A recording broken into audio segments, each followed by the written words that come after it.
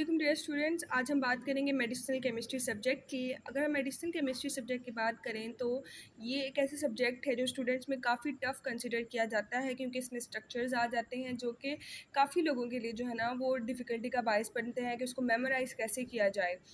तो students, I will give you an honest opinion कि medicinal chemistry जो है वो कभी भी क्रैमिंग से नहीं आती। इसकी जब तक आप बेसिक्स नहीं पकड़ते, इसकी बेसिक स्ट्रक्चर्स को नहीं पकड़ते, तब तक आपको मेडिसिनल केमिस्ट्री अच्छे से नहीं आती। ये आपको एंड में धोखा दे जाएगी अगर आपने इसकी क्रैमिंग की तो इसमें जो है वो आप स्ट्रक्चर्स को, बेसिक्स को पकड़ें, उसके बेसिक स्ट्रक्चर्स को देखें, उसके आईयूपैक नेम्स को देखें।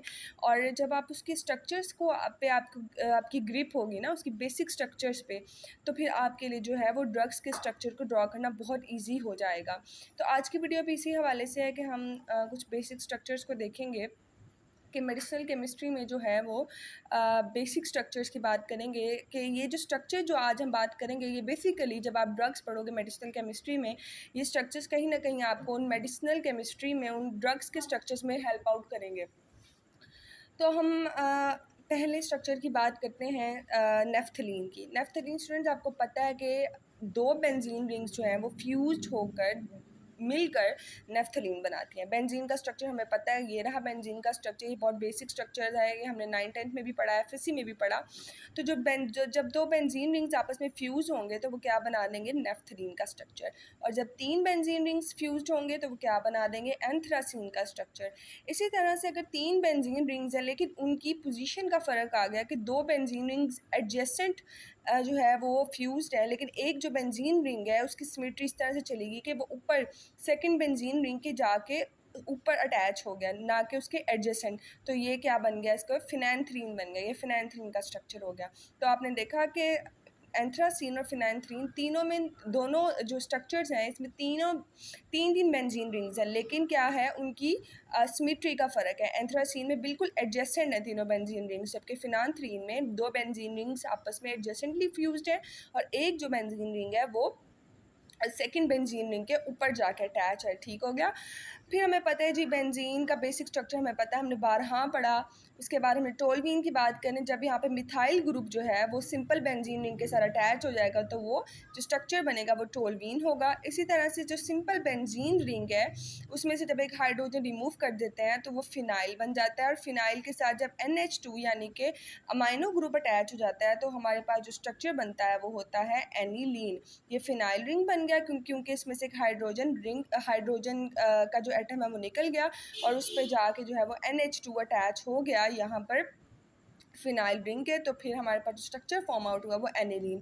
इसी तरह से टोल्वीन में क्या हुआ कि ये जो एक हाइड्रोजन निकल गया तो ये फिनाइल रिंग बन गया, और फिनाइल रिंग के साथ जब CH3 अटैच हो गया तो वो क्या बन गया? टोल्वीन बन गया। इसी तरह से अगर हम बेंजाइल की बात करें कि जब फिनाइल रिंग के साथ CH2 यानी कि यहाँ पे देखिए, यहाँ पे मिथाइल ग्रुप अटैच था तो यहाँ पे जो हमें जो CH3 था उसका एक हाइड्रोजन रिमूव हो गया। तो CH2 जब अटैच हो जाएगा फिनाइल रिंग के साथ तो क्या बन गया? Structure benzyl. इसी तरह से जो है वो ये बेंजाइल, ये देखिए ये वाली मोइटी है, ये मोइटी ही है, ये बेंजाइल ही का स्ट्रक्चर है। उसके साथ सिर्फ एक अमाइनो ग्रुप अटैच हो गया तो इस वजह से इस स्ट्रक्चर का नाम हो गया बेंजाइलमीन। इसी तरह से हम बात करेंगे बहुत ही बेसिक स्ट्रक्चर फिनोल की। सिंपल बेंजीन है या फिनाइल रिंग कह दीजिए, और उसके साथ जो है ना वो हाइड्रोक्सिल ग्रुप अटैच है तो उसे हमने कह दिया फिनोल। इसी तरह से जो है वो फिनाइल रिंग है, उसके साथ कार्बोक्सिलिक एसिड अटैच है। इस स्ट्रक्चर को या फिर इस फंक्शनल ग्रुप को हम COOH को कहते हैं जी, कार्बोक्सिलिक एसिड। तो जब हमारे पास फिनाइल रिंग के साथ कार्बोक्सिलिक एसिड अटैच हो गया तो हमारे पास स्ट्रक्चर बन गया बेंजोइक एसिड। इसी तरह से सैलिसाइलिक एसिड की बात करें तो सैलिसाइलिक एसिड में क्या होता है? और दो पोजीशंस पे अटैचमेंट होती हैं। ठीक है जी, यहाँ पे हमारे पास COOH कार्बोक्सिलिक एसिड अटैच है तो बिल्कुल उसके साथ ही और दो पोजीशन पर जो है वो हाइड्रोक्सिल ग्रुप अटैच होगा, और इस तरह से हमारे पास सैलिसाइलिक एसिड का स्ट्रक्चर फॉर्म आउट हो जाता है। इसी तरह स्टूडेंट्स, हम पैथेलिक एसिड की बात करें तो दो कार्बोक्सिलिक एसिड जब एक दूसरे की और दो पोजीशंस पर अटैच होंगे तो हमारे पास पैथेलिक एसिड जो है वो बन जाता है। अब हम अपने कुछ नेक्स्ट स्ट्रक्चर्स की बात करते हैं। पिरिडीन की बात करते हैं। ये भी 6 मेंबर्ड रिंग है, बेंजीन की ही रिंग है, लेकिन यहाँ पे क्या हो गया है, नाइट्रोजन अटैच हो गया, नाइट्रोजन का बेंजीन रिंग के अंदर इजाफा हो गया, तो इसलिए इसको कह रही है पिरिडीन। इसको आप एजीन भी कहते हैं, एजीन जनरल बोलेंगे, लेकिन जब आपने नाइट्रोजन अटैच कर दिया तो इसको स्पेसिफाई करके इसका नाम बन गया पिरिडीन। फिर जहाँ यहाँ पे जो है वो ये जो पिरिडीन है, इस पर एक और नाइट्रोजन अटैच हो गया ऊपर वाली तरफ। हम लोग बात कर रहे थे पिरिडीन की बात कर ली, फिर हम पिरिमिडीन की बात करेंगे। पिरिमिडीन में क्या होता है कि 2 नाइट्रोजन बेंजीन रिंग के अंदर आ जाते हैं और एक नाइट्रोजन जो है वो इधर अटैच है, इधर मौजूद है, और एक इधर मौजूद है, यानी कि ये दोनों आपस में मेटा पोजीशन पे है। मेटा पोजीशन क्या होती है, 1-3 पोजीशन, ठीक है।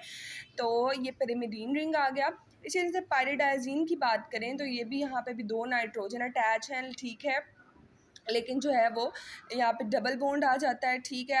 अब आप ये भी सोच सकते हैं कि यहाँ पे डबल बॉन्ड क्यों आया 2 नाइट्रोजन के बीच में।